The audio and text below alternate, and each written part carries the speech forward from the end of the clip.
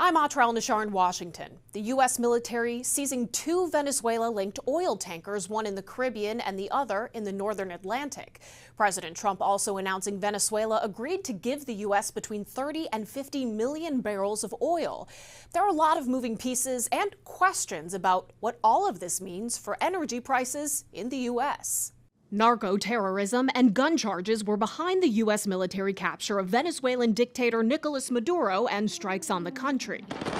Now, President Trump is setting his sights on Venezuela's oil. The United States government has already begun marketing Venezuelan crude oil in the global marketplace for the benefit of the United States. Wednesday morning, the administration confirms U.S. forces seized two oil tankers either last docked in Venezuela or on its way to Venezuela. This one, seized in the northern Atlantic, has Russia's flag painted on the side. It follows President Trump's announcement Venezuela will give the U.S. between 30 and 50 million barrels of high-quality sanctioned oil. We're going to sell it in the marketplace at market rates, not at the discounts Venezuela was getting. Not only will that generate revenue that will be used to the benefit of the Venezuelan people, and we're ensured that that's what the case is, but it also gives us an amount of leverage and influence and control over how this process moves forward. Many energy experts have their doubts it will be that simple. We are not expecting Venezuela to have an impact of any definitive value for really all of 2026. Venezuelan crude oil is often described as heavy and sour, and few refineries have the special equipment needed to process it. You're talking about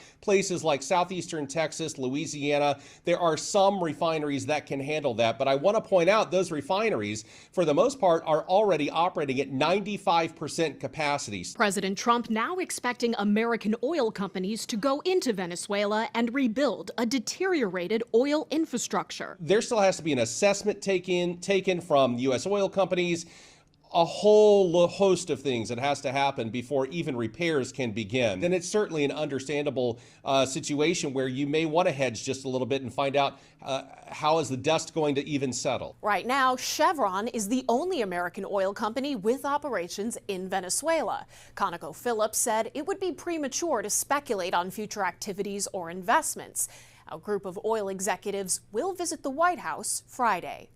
In Washington, I'm Atra El-Nashar. The U.S. intensifying oil sanction enforcement after seizing two tankers, including a Russian-flagged vessel tied to Venezuela's shadow fleet. The seizures signal a shift from just tracking and warning to direct military action as the U.S. and NATO allies confront a growing network of dark fleet vessels moving sanctioned oil. Joining us this morning to break it all down is retired veteran Brigadier General John Teichert. Good morning to you, sir. Great to see you this morning. Dan, good morning. Thanks for having me. Talk about why this action militarily was necessary now and the risks if a dark fleet is allowed to operate unchecked. Jan, there are about 1,000 vessels in this dark fleet or shadow tanker fleet that allow rogue regimes like Iran, North Korea, and even Russia and Venezuela to circumvent limits on their energy and financial flows. And so the boarding of these vessels now and the counter activities against them are an attempt to stop that. And an example maybe is that Russia has been able to stay in the war in Ukraine for the last 4 years, primarily because sanctions haven't worked because of this shadow tanker fleet. And once we start clamping down on that fleet, then it stops the ability to maintain resources of some of these rogue or malign regimes. That's a very good point you make there with Ukraine. You know, that video we were showing just now, so dramatic to watch. Those U.S. military forces board that tanker. What is the risk calculus for forces boarding the ships when we're now hearing there's armed personnel on board these tankers? Jan, large vessels always have an armed response, primarily to protect against privacy. But those that are boarding these vessels now are primarily led by U.S. law enforcement, highly trained, supported by capable military forces, and informed by exquisite intelligence. And so the combination of those factors make it very unlikely that there'll be a strong ability to defend against these boardings. When we need to board, we're going to make it happen. How concerned are you about escalation when these vessels, especially one with this Russian flag, are seized in international waters? Jan, there's something counterintuitive here, and it is that when you are scared of escalation, you actually create more conditions for likely escalation in the future because your adversaries know that you're not going to stop them, and they push the limits to a greater and greater extent, and it furthers the escalatory cycle.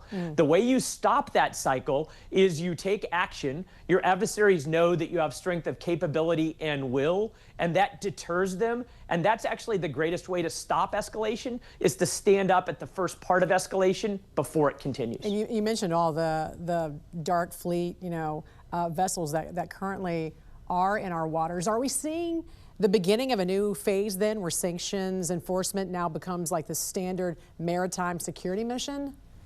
Jan, it's probably something that's been long overdue, but it's a little bit of a nuanced shift away from what we currently do at choke points in the maritime environment for counter piracy. There are places like the Red Sea and the Gulf of Aden where there were concerns about Somali pirates primarily, and once we started to protect fleets through those areas, then we deterred those piracy activities. And this is a similar type of activity where now, especially at choke points around the globe, if we start standing up to the sanctioned tanker fleet, then we'll start to see that they will stop those activities because they know that we've got strength of capability and will to stop the type of activity that has been harmful to us thus far. Right, and I want to talk about big picture for just a moment, very quickly here before we go. China is the biggest buyer of Venezuelan and Iranian oil. Given the instability in Iran right now, given the Maduro regime increasingly is becoming isolated, does that put China on the losing end now of a major energy and geopolitical battle? Jan, the answer is yes, but let me go even bigger picture than that.